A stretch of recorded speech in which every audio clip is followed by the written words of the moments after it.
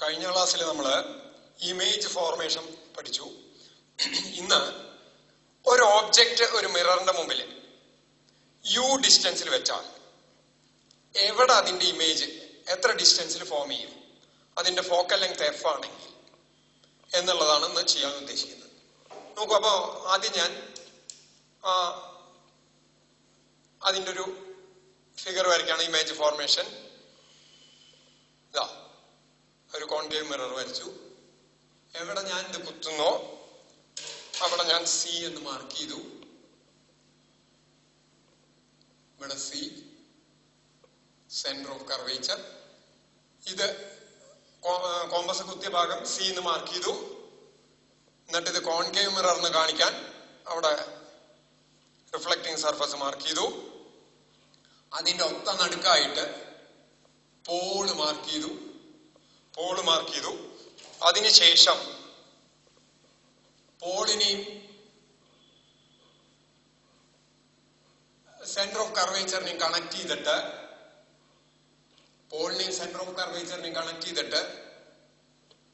I M drawing the principal axis വരയ്ക്കുകയാണ്.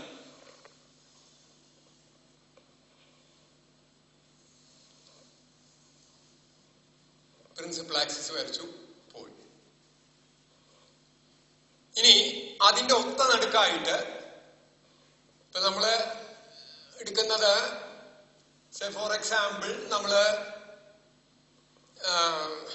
10 centimetre ആണ് radius of curvature എടുക്കണേ. 5 സെന്റിമീറ്ററിൽ നമ്മൾ ഫോക്കസ് മാർക്ക് ചെയ്യുന്നു. അതുപോലെ ഇവിടെ ഞാൻ ഏകദേശം എടുത്തേക്കണത് 39. ഇവിടെ അതിന്റെ ഒത്ത നടുക്കായിട്ട് ഞാൻ ഫോക്കസ് മാർക്ക് ചെയ്തു എഫ്. ഒത്ത നടുക്ക് ഇവിടെ സി. ഇനി ഞാൻ ഇതിന്റെ മുമ്പില് ഒരു ഒബ്ജക്റ്റ് വെക്കുകയാണ്. ഒരു ഒബ്ജക്റ്റ് വെച്ചു.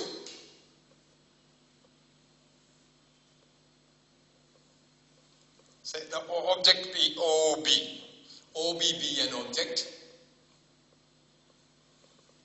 OB kept at a distance u from the pole. Pole നിന്ന് u ഡിസ്റ്റൻസിൽ, അതായത് PC equals R. നമുക്ക് ആവശ്യം വരുന്നില്ല എങ്കിലും എഴുതി. PF, P ന്ന് F വരെയുള്ള ദൂരം focal length F. Now PO, pole to object is u distance. ഇപ്പൊ ഇവിടുന്ന് ഇതുവരെയുള്ള ഡിസ്റ്റൻസ് PO എന്ന് പറയുന്നത് സ്മോൾ ലെറ്റർ u. ഇനി അതിന്റെ ഇമേജ് ഫോർമേഷൻ വരയ്ക്കുകയാണ്. ഇമേജ് ഫോർമേഷൻ വരയ്ക്കാൻ ആദ്യം ഒരെണ്ണം പ്രിൻസിപ്പൽ ആക്സിസിന് പാരലൽ ആയിട്ട് എടുക്കുന്നു. പ്രിൻസിപ്പൽ ആക്സിസിന് പാരലൽ ആയിട്ട് വരുന്ന റേ, പ്രിൻസിപ്പൽ ആക്സിസിന് പാരലൽ ആയിട്ട് വരയ്ക്കുന്നത്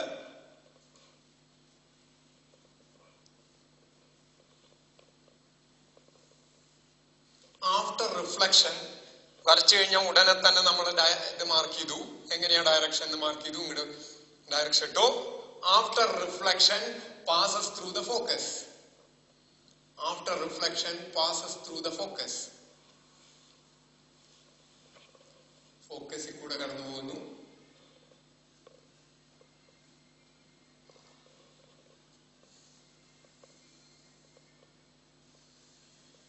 ഇങ്ങനെ കടന്നുപോയി.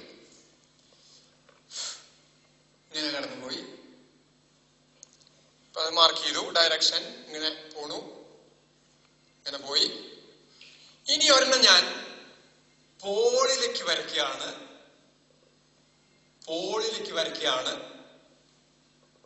ഈ അറ്റത്തുനിന്ന് പോളിലേക്ക് വരച്ചു. അപ്പൊ തന്നെ ഡയറക്ഷൻ മാർക്ക് ചെയ്തു. അത് ലോ ഓഫ് റിഫ്ലക്ഷൻ ഒബേ ചെയ്ത് കടന്നു പോകുന്നു. എന്ന് പറഞ്ഞ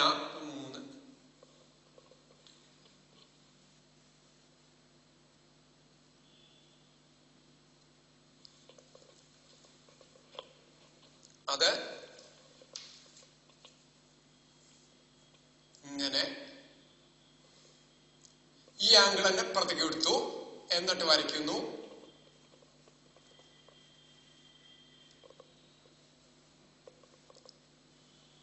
ഈ ആംഗിൾ തന്നെ ഇപ്പുറത്തേക്ക് എടുത്ത്, ഇതാണ് അതിന്റെ റിഫ്ലക്റ്റഡ് റേ.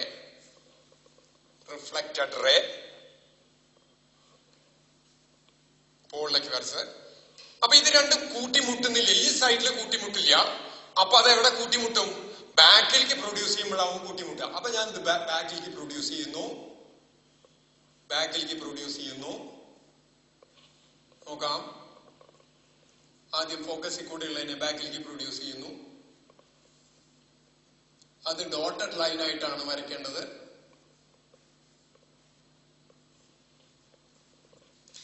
ഇതും ബാക്കിലേക്ക് പ്രൊഡ്യൂസ് ചെയ്യുന്നു.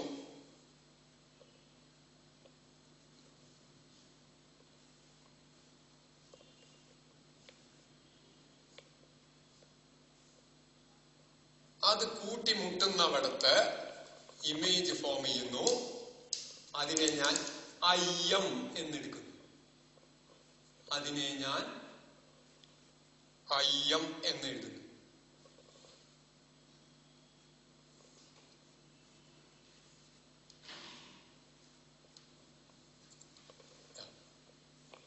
The image is IM, which is a virtual image. Which is a virtual image.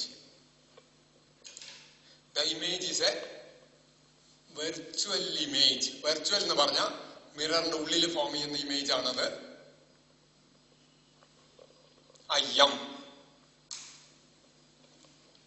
Okay, ഇപ്പൊ ഇവിടെ ഇമേജ് കിട്ടി.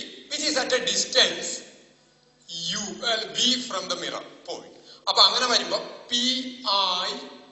I can write it as V. ഇപ്പൊ എന്തുണ്ടായേ? പോളിന്ന് U ഡിസ്റ്റൻസിൽ ഒരു ഒബ്ജക്റ്റ് വെച്ചിരിക്കുന്നു.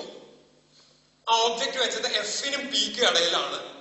So that A virtual image is formed at A distance V from the pole.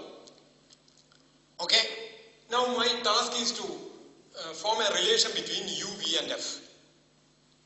അതിനുവേണ്ടി ഞാൻ similar triangles എടുക്കാം. നോക്കൂ, ഇത് I, ഇത് R, ഇത് സെയിം ആണ്. അങ്ങനെയാണെങ്കിൽ ഇത് R ആണെങ്കിൽ ഈ ആംഗിൾ R തന്നെയാണ് വരിക. ഈ ആംഗിൾ R ആണ് വരിക. Opposite sides. Am I right? Opposite sides. അങ്ങനെയാണെങ്കിൽ നോക്കൂ, കൺസിഡറിങ് ട്രയാങ്കിൾസ്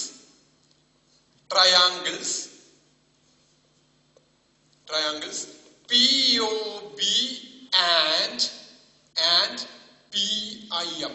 ആ ട്രയാങ്കിൾസ് നോക്കുക. ആദ്യം POBയുടെ ഈ ആംഗിൾ I ഈക്വൽസ് R ആണ്. PIMന്റെ ഈ ആംഗിൾ R, Rഉം Iയും സെയിം ആണ്. ഈ രണ്ട് ആംഗിൾസ് സെയിം ആണ്. പിന്നെ angle BOP equals angle MIP 90 ഡിഗ്രിയാ. അപ്പൊ മൂന്നാമത്തെ ആംഗിൾ, അതായത് ആംഗിൾ OBPയും ആംഗിൾ PMIയും സെയിം ആയിരിക്കും. അപ്പൊ ഈ രണ്ട് ട്രയാങ്കിൾസും സിമിലർ ട്രയാങ്കിൾസ് ആണ്. സിമിലർ ട്രയാങ്കിൾസ് എന്ന് പറഞ്ഞാൽ മൂന്ന് ആംഗിൾസും സെയിം ആയിട്ട് വരുന്ന ട്രയാങ്കിളുകളെയാണ് സിമിലർ ട്രയാങ്കിൾസ് എന്ന് പറയുന്നത്. അങ്ങനെ സിമിലർ ആയാൽ ratio of corresponding sides will be same. അത് മാത്തമാറ്റിക്കലി ആയിട്ട് ഉള്ള ഒരു കൺസെപ്റ്റ് ആണത്. അതായത് രണ്ട് ട്രയാങ്കിൾസ് സിമിലർ ആണെങ്കിൽ അതിന്റെ കറസ്പോണ്ടിങ് സൈഡ്സിന്റെ റേഷ്യോ സെയിം ആയിരിക്കും. അപ്പൊ ഞാൻ കറസ്പോണ്ടിങ് സൈഡ്സ് എന്ന് പറയുന്നത് ആദ്യം ഞാൻ ഈ ട്രയാങ്കിളിൽ നിന്ന് എടുക്കുകയാണ്. ഈ സൈഡ് എടുത്തു, IM ഡിവൈഡഡ് ബൈ റേഷ്യോ എന്ന് പറഞ്ഞാൽ അനുപാതമാണ്. അതിന് കറസ്പോണ്ടിങ് ആയിട്ട് ഇവിടെ വരുന്ന സൈഡ് OB ആണ്. IM by OB equals. ഇനി ഞാൻ ഫുട്ട് എടുക്കണം. ഇതുവരെ ഞാൻ ഈ രണ്ട് ട്രയാങ്കിളിന്റെയും ഓൾട്ടിറ്റ്യൂഡ്സ് എടുത്തു. ഇനി ഫുട്ട് എടുക്കാൻ നിൽക്കാം. അപ്പൊ ആദ്യം തന്നെ എടുക്കേണ്ടത് ഇതിന്റെ എടുക്കണം. ഇതിന്റെയാണ് ഇവിടെ ന്യൂമറേറ്ററിൽ എടുത്തത്. അപ്പൊ ഇതിന്റെ തന്നെ ന്യൂമറേറ്ററിൽ അടുത്ത സൈഡ് എടുക്കണം. അപ്പൊ എനിക്ക് വരിക PI by PO എന്ന് വരും. PI by PO. നോക്കൂ, IM by OB equals PI by PO. Similar triangles ആയത് കാരണം ഇക്വേഷൻ നമ്പർ 1 എഴുതി. ഇനി ഞാൻ എന്ത് ചെയ്യണു വെച്ചാ ഈ പോയിന്റിന് ഇതിവിടെ വന്ന് മുട്ടുന്ന ഈ പോയിന്റ് എ എന്ന് പേര് കൊടുത്തു വെക്കുക. ഈ പോയിന്റ് എയിൽ നിന്ന് പ്രിൻസിപ്പൽ ആക്സിസിലേക്ക് ഞാൻ ഒരു പെർപെൻഡിക്കുലർ വരയ്ക്കുകയാണ്, ലംബം. Draw AD perpendicular to the principal axis. ഈ പെർപെൻഡിക്കുലർ വന്നിട്ട് ഇവിടെ ടച്ച് ചെയ്യുന്ന point D, AD perpendicular to the principal axis. I think you can see AD വരച്ചു. അങ്ങനെയാണെങ്കിൽ I can write OB equals AD ആണ്. കാരണം എന്താ, ഈ റേ പ്രിൻസിപ്പൽ ആക്സിസിന് പാരലാണ്, OB AD സെയിം ആണ്. OB AD സെയിം ആണ്. അങ്ങനെ വരുമ്പോ I can consider two similar triangles. Considering similar triangles, നോക്കൂ, FAD and FIM. FAD and FIM similar ആണ്. എന്തുകൊണ്ട് സിമിലർ ആണ്? ഈ AD ഇതുമായിട്ട് ഉണ്ടാക്കുന്ന ആംഗിൾ 90 ആണ്, IM പ്രിൻസിപ്പൽ ആക്സിസ് ആയിട്ട് ഉണ്ടാക്കുന്ന ആംഗിൾ 90 ആണ്. F രണ്ടിനും കോമൺ ആണ്. അപ്പൊ ഈ മൂന്നാമത്തെ ആംഗിൾ ഏത് angle FAD angle FMI same ആയി പറ്റൂ. അപ്പൊ ആ രണ്ട് ട്രയാങ്കിൾസ് സിമിലർ ആണ്. അപ്പൊ ഏതൊക്കെ സിമിലർ ട്രയാങ്കിൾസ് ആണ് ഞാൻ എടുത്തത്? Triangles FAD and triangle FIM. Corresponding sides in the ratio same ആയി. That two triangles are similar. മൂന്ന് ആംഗിൾസ് സെയിം ആണ്. അപ്പൊ റേഷ്യോ ഓഫ് കറസ്പോണ്ടിങ് സൈഡ് എഴുതാണ് IM by AD. നോക്കൂ, altitude by altitude equals foot by foot equals FI by FO. Am I right? FI by FO.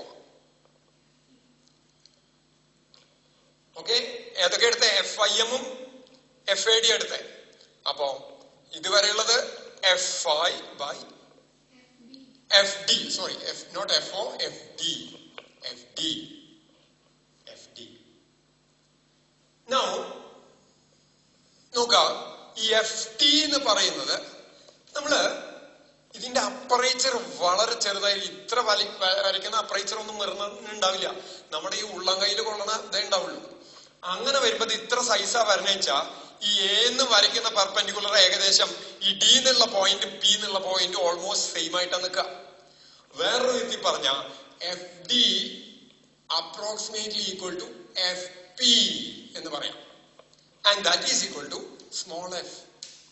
ഈ FD എന്ന് പറയുന്നത് P എന്ന് പറഞ്ഞ for mirrors of small aperture FD approximately equal to FP. Okay, ഈ perpendicular ഇതായിട്ടാ വരിക.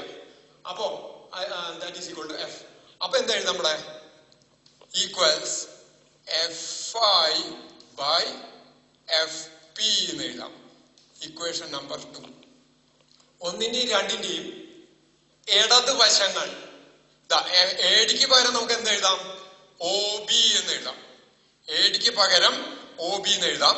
അങ്ങനെ വരുമ്പോ ADക്ക് പകരം OB എന്ന് എഴുതാം. OB എന്ന് എഴുതാം.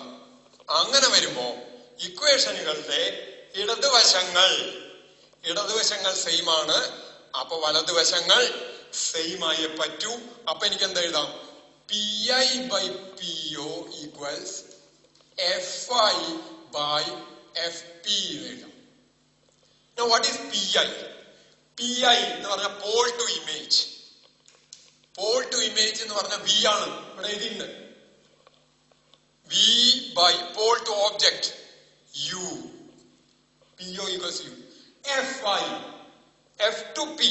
FI എന്ന് പറയുന്നതിന് പകരം എനിക്ക് FIക്ക് പകരം FP plus PI എന്ന് എഴുതാം. തെറ്റില്ലല്ലോ? FP എന്ന് പറഞ്ഞ സ്മോൾ f, PI എന്ന് പറഞ്ഞ V. So this is equal to F plus V by F.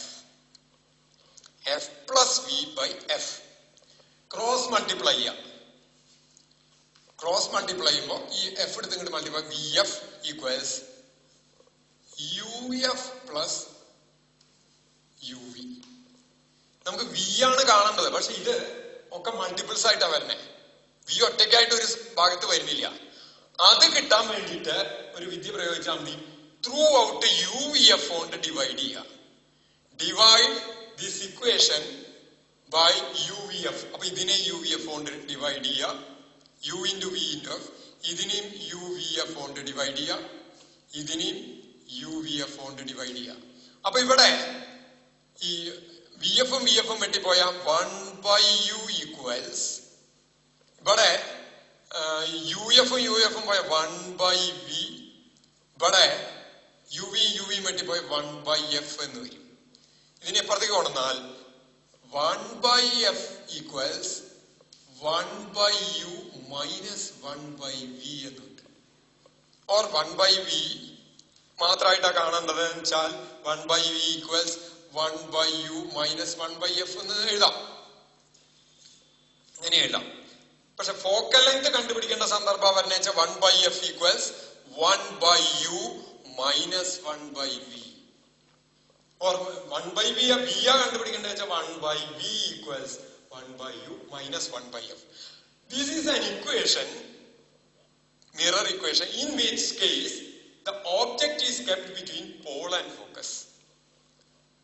ഇത് ഓബ്ജക്റ്റ് പോളിനും ഫോക്കസിനും ഇടയ്ക്ക് വെക്കുമ്പോൾ ഉണ്ടാവുന്ന ഇമേജിന്റെ ഡിസ്റ്റൻസ് കണ്ടുപിടിക്കാനുള്ള ഇക്വേഷൻ ആണ്. ഈ ഓബ്ജക്റ്റിന്റെ പൊസിഷൻ ഇവിടുന്ന് എഫിന്റെ പിന്നിലേക്കാ വെച്ചാൽ, അതായത് ബിറ്റ്വീൻ എഫ് ആൻഡ് സി വെച്ചാൽ ഈ ഇക്വേഷൻ ഇങ്ങനെയല്ല വരിക. അത് ആദ്യം ഡിറൈവ് ചെയ്യേണ്ടി വരും. ഇനി മിറർ മാറ്റിക്കഴിഞ്ഞാൽ, ഏത് മിറർ മാറ്റിയ കോൺകേവ് മിററിന് കോൺവെക്സ് മിററാ വെച്ചാൽ വീണ്ടും ഇതേപോലെ ഓരോ കേസുകളിലും നമ്മൾ ഡിറൈവ് ചെയ്യേണ്ടി വരും. അപ്പൊ ഈ ഇക്വേഷൻ എന്ന് പറയുന്നത് ഈ പർട്ടിക്കുലർ കേസിലെ ഇക്വേഷനാണ്. ഈ പ്രത്യേക കേസിലെ, ഏത് പ്രത്യേക കേസിലെ, if the object is kept between, this is an equation, which equation 1/f equals 1/u minus 1/v is a particular equation in which case the object is kept between pole and focus of concave mirror. ഇത് mirror മാറിയാലും മാറും. Concave മിററിന്റെ പോളിനും ഫോക്കസിനും ഇടയ്ക്ക് object വെക്കുമ്പോൾ കിട്ടുന്ന equation ആണ് ഇത്. ഇനി mirror മാറിക്കഴിഞ്ഞാൽ ഈ ഇക്വേഷൻ മാറും. ഇക്വേഷൻ മാറുന്ന ഇക്വേഷന്റെ ചിഹ്നങ്ങളാണ്. ഇക്വേഷന്റെ രൂപത്തിനല്ല മാറ്റം വരിക, ചിഹ്നങ്ങൾക്കാ മാറ്റം വരിക. അപ്പൊ ഈ ഓരോ കേസിലും ഈ ഇക്വേഷൻ ഇങ്ങനെ ഡിറൈവ് ചെയ്യാന്ന് പറഞ്ഞാൽ കുറച്ച് ബുദ്ധിമുട്ടാണ്. അപ്പൊ എല്ലാ കേസിനും ബാധകമായിട്ട് ഒരു ജനറൽ ഇക്വേഷൻ ഫോം ചെയ്യേണ്ടതുണ്ട്. അത് ഈ പർട്ടിക്കുലർ കേസിൽ നിന്ന് എങ്ങനെ ആ ജനറൽ ഇക്വേഷൻ ഫോം ചെയ്യും എന്നുള്ളതിനെ കുറിച്ച് ഞാൻ അടുത്ത ക്ലാസ്സിൽ പറയാം. So this is the mirror equation in which case the object is kept between pole and focus of concave mirror. ഇത് പർട്ടിക്കുലർ ഇക്വേഷൻ ആണ്. ജനറൽ ആയിട്ടുള്ള മിറർ ഇക്വേഷൻ നമുക്ക് ഇനി കിട്ടിയിട്ടില്ല. അത് നെക്സ്റ്റ് ക്ലാസ്സിൽ പറയാം. തൽക്കാലം ഇവിടെ നിർത്തും.